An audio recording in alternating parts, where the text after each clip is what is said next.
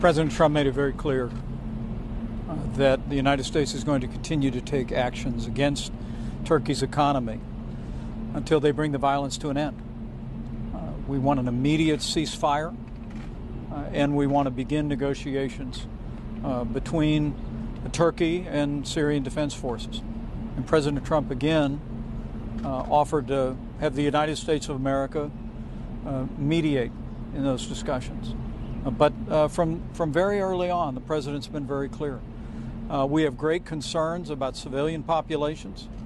We have great concerns about religious minorities, Christians and other religious minorities within the area where the Turkish invasion is currently underway. And of course we have concern about ISIS fighters who are being held by Kurdish forces today.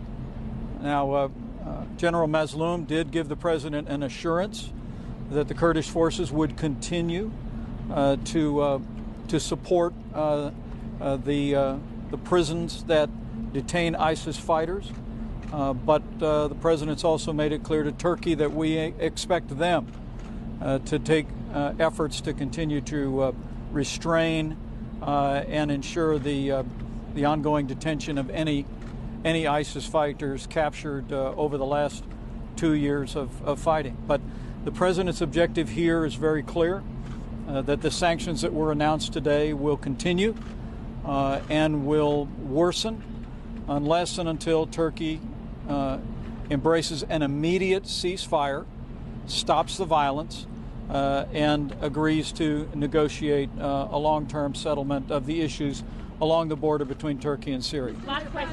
Please.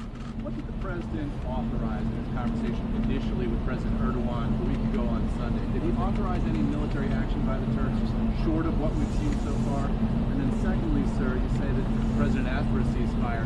What did Erdogan say in response to that? Did he commit to anything? Well, the United States of America did not give a green light to Turkey to invade Syria. The President has been very clear on that point and reiterated that to President Erdogan today.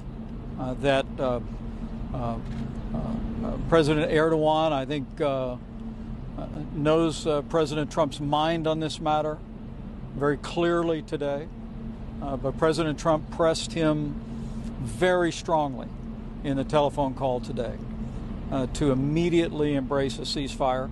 As I said, he's directed me to lead a delegation. We'll be leaving as quickly as possible to travel into the region to pursue a ceasefire and a negotiated settlement. But the President, look, he said from the time he was a candidate and forward that he wanted to bring an end to endless wars and opportunities for us to bring troops home and to have American forces come out of harm's way has always been a priority for this President. But that didn't mean that this President in any way encourages violence anywhere in the world, let alone along the border between Turkey and Syria. And the President reiterated that point to President Erdogan today, and we're going to continue to stand very strongly. The sanctions that have been imposed today are a beginning. President Trump made it very clear that we will continue to use the strength of this economy and we'll continue to engage our allies. President Trump spoke to President Macron of France today. We're going to be engaging allies around the world, and as President Trump did today, we're going to continue to call on President Erdogan to end the violence, come to the table, and embrace a negotiated settlement. Go ahead. Has the visit with Erdogan been canceled? And can you tell us specifically what is the United States going to do about all of the ISIS fighters that have escaped from the jails, as our reporters on the ground have indicated? Well, there's been no decision made about a scheduled meeting next month.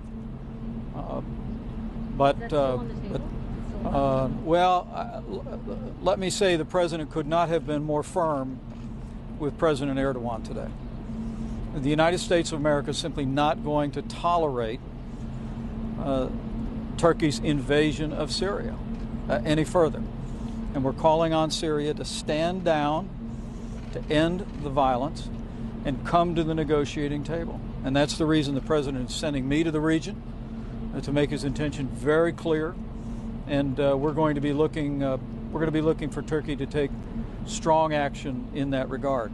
But the president also made it clear when he talked to General Măzڵوم of the Kurdish forces, when he talked to President Erdogan, that we anticipate and expect that Kurdish forces and Turkish forces will safeguard and ensure the ongoing detention of ISIS forces, those that have been captured. Now, General Măzڵوم told the president today that in his words, we keep ISIS under control. He made that commitment to the president, and President Erdogan also knows where President Trump stands. But make no mistake about it, the president is very concerned about instability in the region. He's very concerned about the loss of innocent civilian lives. He's very concerned about religious minorities. And that's why today, at the president's direction, the United States has imposed punishing sanctions on Turkey and made it very clear that that will only be the beginning unless Turkey is willing to embrace a ceasefire, come to the negotiating table, and end the violence. All right, thank you guys. Of Kurdish forces. The president, after that call, spoke to President Erdogan. President Erdogan reached out and requested the call. And President Trump communicated to him very clearly that the United States of America wants Turkey to stop the invasion, to implement an immediate ceasefire, and to begin to negotiate with Kurdish forces in Syria to bring an end to the violence. President Trump reiterated his offer to mediate and arbitrate a negotiation between Syrian Defense Forces and the Turkish military. And the president has directed me and Robert O'Brien to lead a delegation to Turkey in the immediate future to begin discussions and negotiations to bring the bloodshed to an end. The president did receive a commitment from President Erdogan to not attack the city of Kobani. As I said, General Măzڵوم had raised the issue of Kobani as of paramount importance to the Kurdish population. President Trump was very direct with President Erdogan on that point and received a firm commitment from President Erdogan that there would be no attack against the city of Kobani. Today, the president also met with Senator Lindsey Graham, who was present when the president signed an executive order implementing a new range of sanctions against Turkey. But again, to be very clear, the President of the United States called on the President of Turkey to stop the invasion, to enact an immediate ceasefire, and to begin negotiations with Kurdish forces in Syria. And the President has directed me to lead a delegation to Turkey to begin those discussions about how we can bring this violence to an end.